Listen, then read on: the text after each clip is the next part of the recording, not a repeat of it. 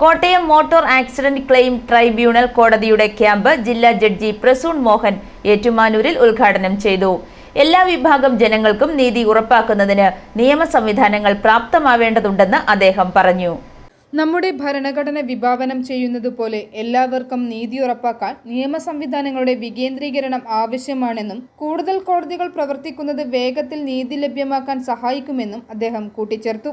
ഇത്തരം കാര്യങ്ങൾ യാഥാർത്ഥ്യമാക്കുന്നതിൽ അഭിഭാഷക സംഘടനകൾക്ക് വലിയ പങ്കുവഹിക്കാനുണ്ടെന്നും ജില്ലാ ജഡ്ജി അഭിപ്രായപ്പെട്ടു. ഇന്ന് ശരിക്കും പറഞ്ഞു കഴിഞ്ഞാൽ ഇവിടെ വന്നപ്പോൾ ഇത് കണ്ടു കഴിഞ്ഞപ്പോൾ പുതിയ കോടതി തന്നെ ഉദ്ഘാടനം ചെയ്യപ്പെടുകയാണോ എന്ന് പെട്ടെന്ന് തോന്നിപ്പോയി.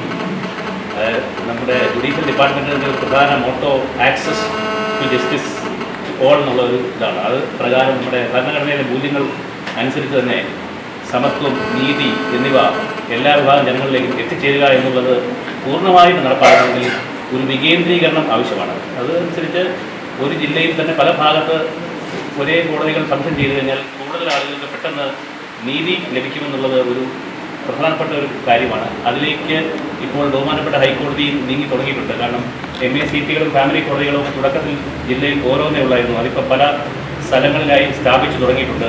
കുടുംബ കോടതി ഹാളിൽ നടന്ന സമ്മേളനത്തിൽ Ettumanoor bar association president advocate Sibi Vettoor അധ്യക്ഷത വഹിച്ചു. കുടുംബ കോടതി ജില്ലാ ജഡ്ജി KM വാണി മുഖ്യപ്രഭാഷണം നടത്തി.